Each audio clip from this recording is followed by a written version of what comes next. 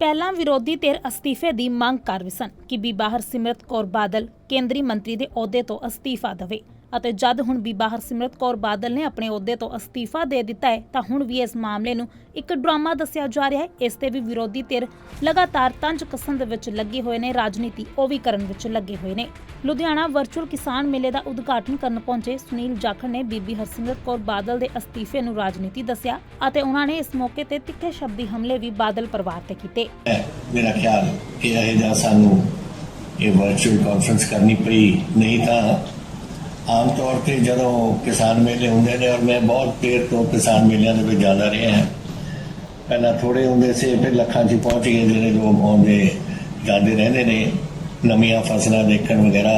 और ये शुरू होया सी जो ग्रीन रेवोल्यूशन अपनी शुरू हुई सी 1966 विच, उदों तक जैसे स्पीकर साहब ने भी जिक्र किया है, अमरीका तो असीं लैंदे से उधारा PL480 एक फंड सी।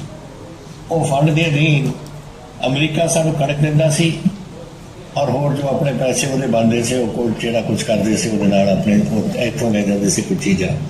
ਜਿਹੜੇ ਨੌਜਵਾਨਾਂ ਨੇ ਨਹੀਂ ਦੇਖੀ, ਪਹਿਲੇ ਲਾਲ ਰੰਗ ਦੀ ਕਣਕ ਉਦੋਂ ਅਮਰੀਕਾ ਤੋਂ ਲੈ ਕੇ ਆਉਂਦੇ ਸੀਗੇ, ਜਿਹੜੇ ਹੁਣ ਕਹਿੰਦੇ ਹੈਂਡ ਟੂ ਮਾਊਥ, ਉਦੋਂ ਸੀਗਾ ਸ਼ਿਪ ਟੂ ਮਾਊਥ। ਜਹਾਜ਼ ਲੱਗ ਗਿਆ ਆਗੇ ਕਾਂਡਲਾ ਦੇ ਅੰਦਰ ਤਾਂ ਕਣਕ ਆ ਗਈ, ਨਹੀਂ ਤਾਂ ਕਣਕ ਦੇ ਫਾਕੇ ਤੁਰੇ ਫਿਰਦੇ ਸੀਗੇ। वो खत्म होगी, फूड सिक्योरिटी खत्म होगी। ਹੁਣ ਦਿੱਲੀ 'ਚ ਬੈਠ ਕੇ ਉਹਨਾਂ ਨੇ ਗੱਲ ਬਣਾਤੀ ਨਵੀਂ, ਕਹਿੰਦੇ ਜੀ food security is one thing, one aspect of it. ਹੁਣ ਨਿਊਟ੍ਰੀਸ਼ਨਲ ਸਿਕਿਉਰਿਟੀ ਚਾਹੀਦੀ ਹੈ ਕਿ ਸਹੀ ਖਾਣਾ, ਸਹੀ ਖੁਰਾਕ ਸਾਰਿਆਂ ਨੂੰ ਮਿਲੇ। ਸੀਐਮ ਸਾਹਿਬ ਤੁਹਾਡੀ ਸੋਚ ਹੈ, only you can understand, you can appreciate ਜਿਹੜੀ ਗੱਲ ਮੈਂ ਕਹਿਣ ਲੱਗਿਆ। Nutritional security, food security they are must Sahib, but इन्होंने सारे वास्ते किसान की फाइनैशियल सिक्योरिटी का इंश्योर करो। वरायटियां कट देंगे, वरायटियां किसान लीह पा दो, किसान उस लीह फड़ के है सिरे ला दूंगा। पंजाब का किसान is a Pioneer in true sense of the spirit. उन्होंने एक बार कदे दिखा दो लाइव। सी साहब ने ढिल्लो साहब ने गल की, I was listening to him. इन्होंने किसानों को हरसिमरत बादल ने इस्तीफा देता, जो कांग्रेस कुलदीप नागर ने इस्तीफा देता, ਉਹਦੇ ਬਾਰੇ ਕੀ ਕਹੋਗੇ? ਮੈਂ ਸਮਝਦਾ ਨਾਗਰਾ ਸਾਹਿਬ ਦੇ ਅਸਤੀਫੇ ਨੂੰ ਤੁਸੀਂ ਅਕਾਲੀਆਂ ਦੇ ਅਸਤੀਫੇ ਦੇ ਨਾਲ ਜੋੜ ਕੇ ਇੱਕ ਬਿਹਤਰੀਨ ਇਨਸਾਨ ਦੇ ਬਿਹਤਰੀਨ ਕਿਰਦਾਰ ਦੀ ਤੋਹੀਨ ਕਰ ਰਹੇ ਹੋ। ਅਕਾਲੀਆਂ ਨੇ ਜਿਹੜਾ ਅਸਤੀਫਾ ਦਿੱਤਾ ਹੈ ਉਹ ਉਹਨਾਂ ਦੀ ਮਜਬੂਰੀ ਹੈ। ਮਜਬੂਰੀ ਦਾ ਨਾਮ ਹਰਸਿਮਰਤ ਕੌਰ ਜੀ ਦਾ ਅਸਤੀਫਾ, ਕਿਉਂਕਿ ਅਕਾਲੀਆਂ ਨੇ ਕੋਸ਼ਿਸ਼ ਕੀਤੀ ਪਿਛਲੇ 3-4 ਮਹੀਨੇ ਤੋਂ ਕਿਸਾਨਾਂ ਨੂੰ ਬੇਵਕੂਫ ਬਣਾਉਣ ਦੀ, ਕਿਉਂਕਿ ਉਹਨਾਂ ਨੇ ਸਮਝਿਆ ਵੀ ਇਹ ਭੋਲੇ ਲੋਕ ਹੈ ਅਤੇ ਇਹਨਾਂ ਨੂੰ ਤਾਂ ਅਸੀਂ ਕਦੇ ਵਰਾ ਲਾਂਗੇ। ਉਹਨਾਂ ਨੂੰ ਆਹ ਕਹਿ ਕੇ ਵੀ ਆਹ ਜਿਹੜਾ ਕਾਲਾ ਕਾਨੂੰਨ ਹੈ ਸਭ ਤੋਂ ਵਧੀਆ ਕਾਨੂੰਨ ਮੋਦੀ ਸਾਹਿਬ ਨੇ ਕਿਸਾਨਾਂ ਵਾਸਤੇ ਬਣਾਇਆ ਹੈ। ਸੁਖਬੀਰ ਜੀ ਤਾਂ ਵਕੀਲ ਬਣੇ ਹੋਏ ਸੀਗੇ ਕਾਲੇ ਕਾਨੂੰਨ ਦੇ, ਉਹਨਾਂ ਨੇ ਨਾਲ ਵੱਡੇ ਬਾਦਲ ਸਾਹਿਬ ਨੂੰ ਵੀ ਲਵੇੜ ਲਿਆ। ਉਹਦਾ ਨਤੀਜਾ ਹੋਇਆ ਵੀ ਉਹਨਾਂ ਦੀ ਦੋਗਲੀ ਜਿਹੜੀ ਜ਼ਬਾਨ ਸੀ ਉਹਦੇ ਕਰਕੇ ਜਿਸ ਕੁਰਸੀ ਦੇ ਪਾਏ ਪਕੜੇ ਬੈਠੇ ਸੀ ਸੁਖਬੀਰ ਬਾਦਲ ਜੀ, ਕਿਸਾਨਾਂ ਦੇ ਵਿੱਚ ਉਹਨਾਂ ਦਾ ਵਿਸ਼ਵਾਸ ਖਤਮ ਹੋ ਗਿਆ। ਆਪਣੀ ਜ਼ਬਾਨ ਉਹਨਾਂ ਦੀ ਜਿਹੜੀ ਸੀਗੀ ਨੱਕ ਕੱਟੀ ਗਈ ਅਤੇ ਉੱਥੇ ਜਿਹੜੀ ਕੁਰਸੀ ਨੂੰ ਚਿਮੜੇ ਬੈਠੇ ਸੀ ਉਹ ਕੁਰਸੀ ਵੀ ਜਾਂਦੀ ਰਹੀ। 2 ਕਿਸ਼ਤੀਆਂ ਦੇ ਉੱਤੇ ਸਵਾਰ ਜਿਹੜਾ ਹੁੰਦਾ ਉਹਦੇ ਬੰਦੇ ਦੇ ਨਾਲ ਆਹੀ ਹਾਲਾਤ ਬਣਦੇ ਹੈ। ਇੱਧਰੋਂ ਵੀ ਗਏ, ਉੱਧਰੋਂ ਵੀ ਗਏ। ਕਹਿੰਦਾ ਉਹਦੇ ਵਿੱਚ ਨਾ ਖੁਦਾਈ ਨਾ ਮਾਇਆ ਮਿਲੀ, ਨਾ ਦੁਵਿਧਾ ਮੇਂ ਦੋਨੋਂ ਗਏ, ਨਾ ਮਾਇਆ ਮਿਲੀ ਨਾ ਰਾਮ। ਕੁਰਸੀ ਵੀ ਗਈ ਅਤੇ ਕਿਸਾਨੀ ਵੀ ਗਈ। ਅੱਜ ਜੋ ਕੁਛ ਨਾਗਰਾ ਸਾਹਿਬ ਨੇ ਕੀਤਾ ਹੈ, ਉਹਨਾਂ ਨੇ ਇੱਕ ਇਖਲਾਕ ਦੇ ਤੌਰ 'ਤੇ ਵੀ ਅਸੀਂ ਲੋਕਾਂ ਦੇ ਨਾਲ ਖੜ੍ਹੇ ਹਾਂ। ਕੋਈ ਸਰਕਾਰ ਨਹੀਂ ਸੀ ਡਿਗਰੀ ਨਾਗਰਾ ਸਾਹਿਬ ਦੀ, ਕੋਈ ਨਾਗਰਾ ਸਾਹਿਬ ਦੀ ਕੁਰਸੀ ਹੈ ਨਹੀਂ ਸੀ ਜਿਸ ਤੋਂ ਵਾਂਝੇ ਹੋ ਰਹੇ ਸੀ। ਉਹਨਾਂ ਨੇ ਕਿਸਾਨਾਂ ਦੇ ਨਾਲ ਇਕਜੁੱਟਤਾ ਹੋ ਕੇ ਆਹ ਕੀਤਾ। ਪਰ ਅਸੀਂ ਮਾਨਯੋਗ ਮੁੱਖ ਮੰਤਰੀ ਸਾਹਿਬ ਨੇ ਬਿਲਕੁਲ ਠੋਕ ਕੇ ਕਹਿਤਾ ਵੀ ਮੈਂ ਕੋਈ ਅਸਤੀਫਾ ਮਨਜ਼ੂਰ ਨਹੀਂ ਕਰੂੰਗਾ, ਨਾ ਹੀ ਉਹਨਾਂ ਨੂੰ ਅਸਤੀਫਾ ਦੇਣ ਦਿਆਂਗੇ, ਕਿਉਂਕਿ ਆਹ ਲੜਾਈ ਇਕੱਲੇ ਨਾਗਰਾ ਸਾਹਿਬ ਦੀ ਨਹੀਂ, ਆਹ ਲੜਾਈ ਇਕੱਲੇ ਪੰਜਾਬ ਕਾਂਗਰਸ ਦੀ ਨਹੀਂ, ਆਹ ਲੜਾਈ ਪੂਰੇ ਹਿੰਦੁਸਤਾਨ ਦੇ ਕਿਸਾਨ ਦੀ ਲੜਾਈ ਹੈ। ਇਹਦਾ ਸੂਤਰਧਾਰ ਜੋ ਹੈ ਉਹ ਮੋਦੀ ਸਾਹਿਬ ਹੈ, ਜਿਨ੍ਹਾਂ ਨੇ ਆਹ ਕਾਲੇ ਕਾਨੂੰਨ ਲੈ ਕੇ ਇਹ ਲੜਾਈ ਸਾਡੀ ਉੱਥੇ ਹੈ। ਅਸੀਂ ਲੜਾਈ ਦਿੱਲੀ ਲੜਨੀ ਹੈ, ਪੰਜਾਬ ਦੇ ਅੰਦਰ ਨਹੀਂ ਲੜਨੀ। ਅਸੀਂ ਲੜਾਈ ਉੱਥੇ ਜਾ ਕੇ ਲੜਾਂਗੇ, ਸਾਰੇ ਇਕਜੁੱਟ ਹੋ ਕੇ ਲੜਾਂਗੇ। ਅਕਾਲੀਆਂ ਦਾ ਜਿਹੜਾ ਦੋਗਲਾ ਚਿਹਰਾ ਸਾਹਮਣੇ ਆਇਆ, ਉਹਦੇ ਬਾਅਦ ਮੋਦੀ ਸਾਹਿਬ ਨੇ ਜੋ ਅੱਜ ਕੀਤਾ, ਮੈਂ ਉਸ ਦੀ ਜ਼ਿਆਦਾ ਗੱਲ ਕਰਨਾ ਚਾਹੂੰਗਾ।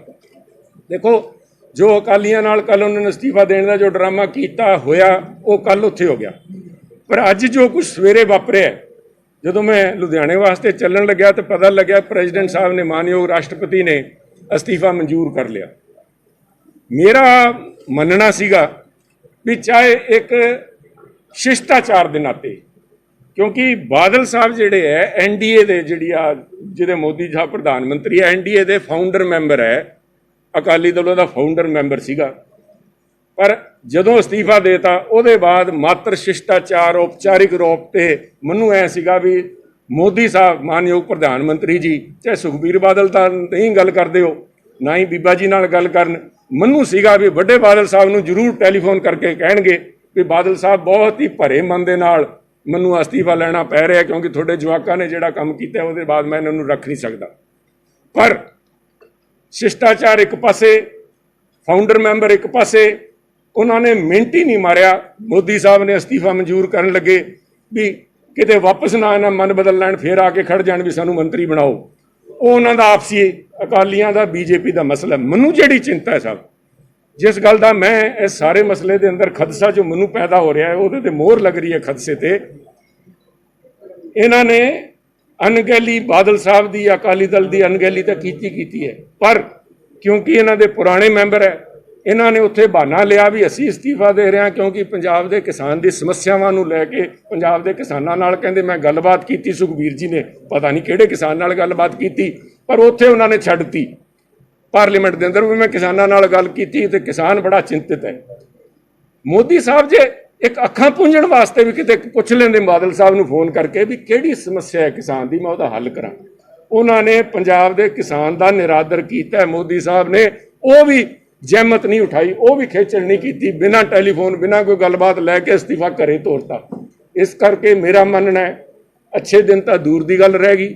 ਆ ਜਿਹੜੇ ਕਾਲੇ ਕਾਨੂੰਨ ਪਾਸ ਹੋ ਗਏ, ਹੁਣ ਪੰਜਾਬ ਦੇ ਤੇ ਪੰਜਾਬ ਦੀ ਕਿਸਾਨੀ ਦੇ ਤੇ ਹੈ ਸਾਡੇ ਜਿਹੜੇ ਵਪਾਰੀ ਭਰਾ ਬੈਠੇ ਹੈ, ਜਿਹੜੇ ਕਿਸਾਨ ਮਜ਼ਦੂਰ ਬੈਠੇ ਹੈ, ਇਹਨਾਂ ਦੇ ਕਾਲੇ ਦਿਨ ਸਾਹਮਣੇ ਆਏ ਖੜੇ ਹੈ। ਆਹ ਸੰਘਰਸ਼ ਲੰਬਾ ਚੱਲੂਗਾ, ਚਲਾਵਾਂਗੇ ਹਰ ਸੰਭਵ। ਜਦੋਂ ਅੱਜ ਮੈਂ ਕਿਸਾਨ ਮੇਲੇ ਦੇ ਉੱਤੇ ਕਿਸਾਨਾਂ ਨੂੰ ਵਧਾਈ ਦਿੱਤੀ ਹੈ, ਐਡੀ ਵਧੀਆ ਬੰਪਰ ਫਸਲ ਲੈ ਕੇ ਆਏ, 1 ਕਰੋੜ 28 ਲੱਖ ਟਨ ਕਣਕ ਆਈ, ਹੁਣ ਪੈਡੀ ਭਰੀ ਪਈ ਹੈ, ਤਿਆਰ ਹੈ ਫਸਲਾਂ। ਪਰ ਨਾਲ ਹੀ ਪੰਜਾਬ ਦੇ ਕਿਸਾਨਾਂ ਨੂੰ ਉਹ ਫਸਲ ਸਾਂਭਦੇ ਚਾਹੀਦੇ ਸੀਗੇ, ਪਰ ਸੜਕਾਂ ਤੇ ਬੈਠੇ ਡਾਂਗਾ ਲਈ ਬੈਠੇ। ਮੈਂ ਉਹਨਾਂ ਨੂੰ ਇਸ ਗੱਲ ਦਾ ਭਰੋਸਾ ਵੀ ਅੱਜ ਦਵਾਇਆ ਹੈ ਆਪਣੇ ਤੌਰ ਤੇ, ਸੀਐਮ ਸਾਹਿਬ ਦੇ ਤੌਰ ਤੇ, ਕਾਂਗਰਸ ਪਾਰਟੀ ਦੇ ਤਰਫੋਂ। ਕਾਂਗਰਸ ਪਾਰਟੀ ਉਹਨਾਂ ਨਾਲ ਖੜੀ ਹੈ।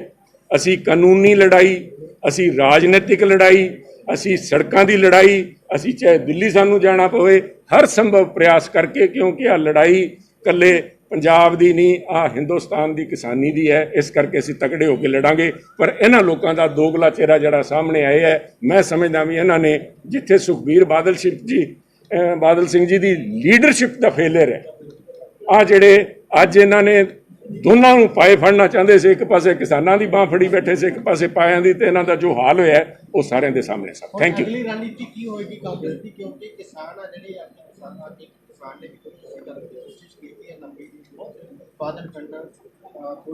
ਮੈਂ ਬੇਨਤੀ ਕਰੂੰਗਾ ਸਾਰੇ ਕਿਸਾਨ ਭਰਾਵਾਂ ਨੂੰ, ਇਸ ਕਦਮ ਨੂੰ ਚੱਕਣ ਦੀ ਲੋੜ ਨਹੀਂ। ਆਹ ਲੜਾਈ ਸਾਰਿਆਂ ਦੀ ਹੈ, ਇਕੱਠੇ ਹੋ ਕੇ ਲੜਾਂਗੇ। ਤੇ ਮੇਰੀ ਇੱਕ ਬੇਨਤੀ ਸਾਰੇ ਜਥੇਬੰਦੀਆਂ ਨੂੰ ਵੀ ਹੈ, ਕਿਉਂਕਿ ਮੈਂ ਦੇਖ ਰਿਹਾ ਸੀ ਵੀ ਕਿਸਾਨ ਦੀ ਆਵਾਜ਼ ਚੱਕਣ ਵਾਲੇ ਉੱਥੇ ਉਸ ਲੋਕ ਸਭਾ ਦੇ ਅੰਦਰ ਸਿਵਾਏ ਕਾਂਗਰਸ ਪਾਰਟੀ ਦੇ ਕੋਈ ਹੋਰ ਹੈ ਨਹੀਂ ਸੀ ਜੇ ਕਿਸੇ ਨੇ ਆਵਾਜ਼ ਚੱਕੀ ਹੋਈ। ਜੇ ਸਾਰੇ ਜਥੇਬੰਦੀਆਂ ਕਿਸਾਨ ਇਕੱਠੇ ਹੋ ਕੇ ਕਿਸੇ ਪਾਰਟੀ 'ਚ ਭੇਜਣ ਤਾਂ ਕਿਸਾਨ ਦੀ ਗੱਲ ਕਰਨ ਵਾਲੇ ਇਹ ਜਿਹੇ ਬੰਦੇ ਨਾ ਭੇਜਣ ਜਿਨ੍ਹਾਂ ਨੇ ਆਪਣੀ ਕੁਰਸੀ ਵਾਸਤੇ ਕਿਸਾਨ ਦੇ ਹਿੱਤਾਂ ਦਾ ਸੌਦਾ ਕੀਤਾ। ਜੇ ਆਹ ਗੱਲ ਸੁਖਬੀਰ ਬਾਦਲ ਜੀ ਨੇ ਜਿਸ ਦਿਨ ਆਰਡੀਨੈਂਸ ਦੀ ਮੀਟਿੰਗ ਉੱਥੇ ਹੋਈ ਸੀ ਪਹਿਲਾਂ ਕਹਿ ਦਿੰਦੇ ਤਾਂ ਸ਼ਾਇਦ ਉਹਦੇ ਵਿੱਚ ਮੋਦੀ ਸਾਹਿਬ ਆਪਣੀ ਹੱਦ ਤੱਕ ਨਾ ਸਮਝਦੇ, ਸ਼ਾਇਦ ਵਿਡਰਾਅ ਕਰ ਲੈਂਦੇ। ਸੁਖਬੀਰ ਜੀ ਨੇ ਕੋਸ਼ਿਸ਼ ਕੀਤੀ ਕਿਸਾਨਾਂ ਨੂੰ ਬੇਵਕੂਫ ਬਣਾਉਣ ਦੀ, ਇਵੈਂਚੁਅਲੀ ਆਖਰ ਦੇ ਵਿੱਚ ਖੁਦ ਬੇਵਕੂਫ ਬਣ ਗਏ। ਅੱਜ ਜਿੱਥੇ ਲੋਕ ਸਭਾ ਦੇ ਅੰਦਰ ਉਹਨਾਂ ਦਾ ਮਜ਼ਾਕ ਉਡਾਇਆ ਗਿਆ, ਮੈਂ ਦੇਖ ਰਿਹਾ ਸੀ ਜਿਸ ਤਰ੍ਹਾਂ ਸਪੀਕਰ ਨੇ ਕਹਿੰਦਾ ਬਹਿ ਜਾ, ਉਹਨਾਂ ਦੀ ਗੱਲ ਹੀ ਨਹੀਂ ਸੁਣਨ ਪੂਰੀ ਉਹਨੇ ਕਰਨ ਦਿੱਤੀ। ਇੱਕ ਸੀਨੀਅਰ ਮੈਂਬਰ ਉਹਨਾਂ ਦੇ ਐਨਡੀਏ ਦੇ ਹੋਣ ਤੇ ਜਿਸ ਹਿਸਾਬ ਨਾਲ ਮੋਦੀ ਸਾਹਿਬ ਨੇ ਅੱਜ ਸਵੇਰੇ ਨਿਬੇੜਤਾ ਕੰਮ, ਇਹਦੇ ਨਾਲ ਪੰਜਾਬ ਦੇ ਕਿਸਾਨ ਤੇ ਪੰਜਾਬ ਕੰਨੀ ਇਹਨਾਂ ਦੀ ਮਾੜੀ ਦ੍ਰਿਸ਼ਟੀ ਜਿਹੜੀ ਬੀਜੇਪੀ ਇਹਦੇ ਸਾਹਮਣੇ ਆਉਂਦੀ ਹੈ। Thank you. ਲੁਧਿਆਣਾ ਤੋਂ ਕੁਲਬੀਰ ਰਾਹੀ ਦੀ ਰਿਪੋਰਟ ਦੇ ਨਾਲ ਦਾ ਟੀਵੀ NRI।